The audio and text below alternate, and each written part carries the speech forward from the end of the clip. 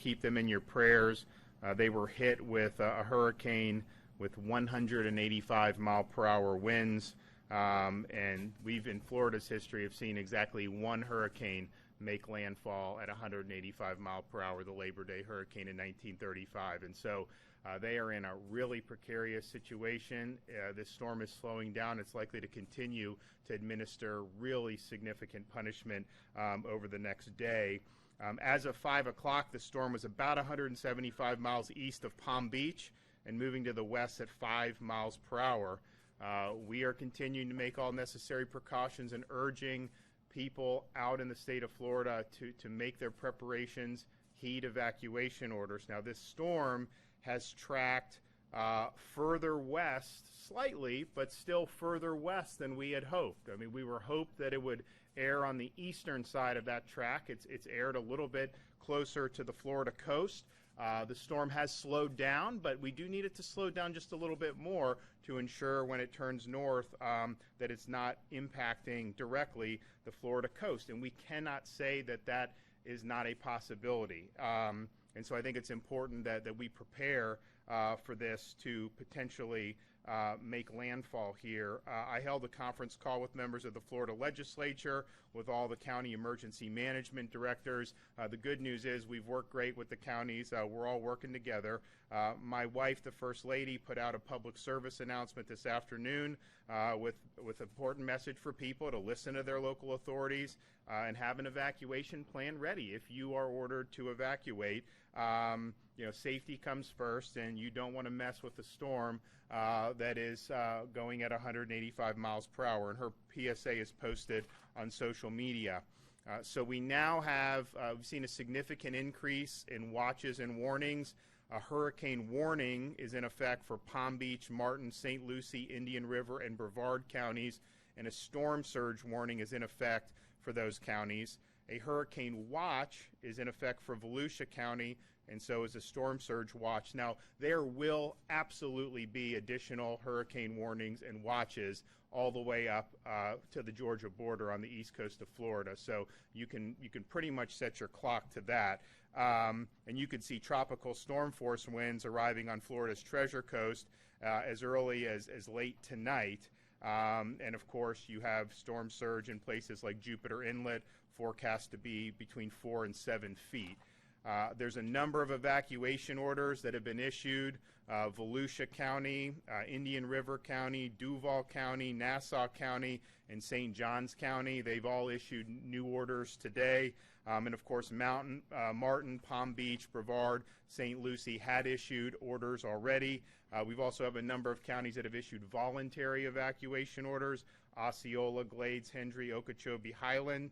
If you are in an area that has flooded in prior hurricanes and you're given a voluntary evacuation order, you really need to seriously consider heeding that and evacuating. When the water gets high, there's not a whole lot you can do about that. And given the uncertainty of the storm, it's better to err on the side of safety. The Coast Guard is beginning to lock down some movable bridges to marine traffic. But to be clear, these bridges are still open to motorists. And of course, if there's any changes to that, we'll announce that. Palm Beach International will cease all commercial air service beginning tomorrow, and Orlando Melbourne International plans to close on Monday evening. We're monitoring every road in the state, FDOT, and the traffic has not been abnormal. In fact, I think the non-hurricane related traffic has probably been less than we would typically have on a Labor Day weekend, and we obviously will make accommodations to make sure that those subject to evacuation orders are able to evacuate as efficiently as possible. By tonight, the Florida National Guard will have 4,500 soldiers and airmen activated and ready to respond. They have 15 rotor wing helicopters available. An additional 24 have been offered from regional National Guard locations, and the active Army component has pre-positioned 40 additional helicopters near our state border to respond if needed. And so we are taking this storm and the potential impacts on Florida very seriously. I hope that we watch a track over the next 24 hours and see that the threat to Florida has diminished, but we are not banking on that at all, and we are preparing for a significant event. And with that, I can take a couple questions. Governor, can you answer, with all the counties that have done mandatory evacuations of their barrier islands and coastal areas, why are we seeing so little traffic on our major highways?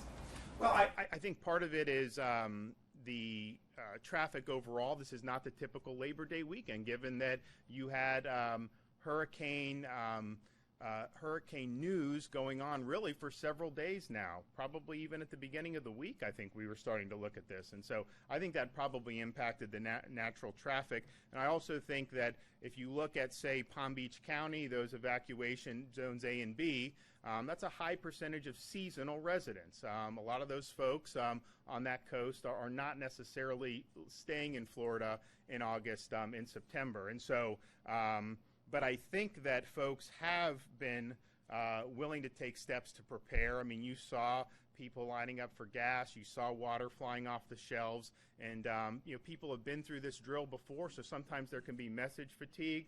But I also think at the same time, they understand that if you're prepared, you're going to be much better off if you take those steps. And so we appreciate, I think, having worked with the counties to get in a place where they can protect their residents. And obviously we appreciate Floridians making preparations. With the shift going to the west just a little bit, just a little bit less than you guys would have liked, has that prompted you guys to make any changes in how you responded, maybe reallocating resources or repositioning them? We're always planning. I mean, like, we never thought that we could just assume it wasn't going to impact Florida. I mean, so that's kind of been how we were. I think what we would have liked to have seen is it slow down more and then take kind of that eastern track within the guidance.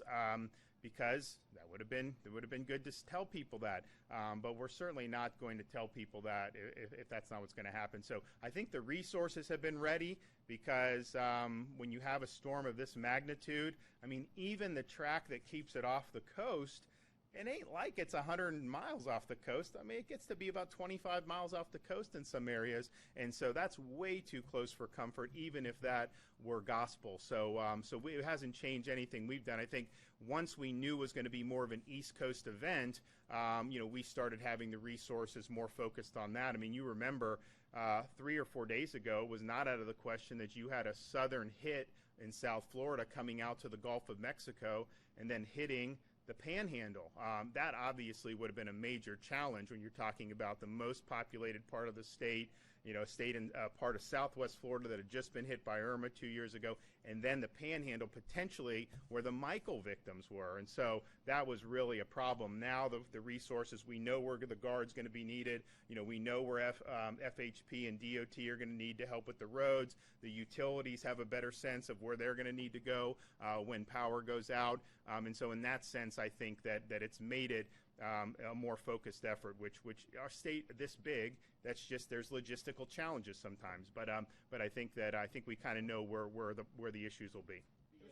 The search chief made the point about an hour ago during the briefing that there are a fair number of people who are taking vacations out of state, and he expects or would hope that they would extend their vacations by a few days to ease their return to Florida. Will you be calling for that? Well, look, I think people need to do what's in their best interest. They know kind of, depending on where they live. Obviously, I would not recommend somebody, going to Melbourne tomorrow if they're out of state. I mean, I think you probably would be better off to wait and see how this thing shakes out. And so that's just kind of the way the cookie crumbles. Yeah, it's. I mean, look, I was planning on, my wife and kids. We were going to have fun with our kids this weekend on Labor Day. I know a lot of Floridians have had plans and are having fun elsewhere, and so they just got to make the best decision, for their family. But clearly, when you're talking about that area that's within the cone, I think that would be a real problem to just assume that you can come back with no problems. The forecast seems to have it spin for 2-3 days along our coast. As prepared as you guys are getting, is it going to take more time, be more difficult to get resources down to people that that stay behind because it's going to sit there for that long? So as the storm goes north, you're going to see resources come following the storm. So when we had the meeting with the president and spoke with FEMA, you can see where they have assets pre-positioned. They have them in southern Florida. Obviously, as this thing looks to be tracking, kind of north of Palm Beach, and if it starts moving up the coast that way, they're going to take those southern Florida assets and bring them to follow the track. And I think the same thing is true with the utilities. I mean, they recognize that you can have significant impacts in Palm Beach County and Martin counties, and so that the storm could still be near St. Augustine, and it may have passed in that area, and obviously, they're going to want to get in there and be able to help those folks who've already experienced the effects. All right, well, we're going to be monitoring this tonight. We'll have any more updates. We'll put it out for y'all. I mean, we'll be back here doing more briefings tomorrow for sure. I don't know if we're going to do any more tonight, but at the end of the day, please prepare because this is a big boy. Thanks.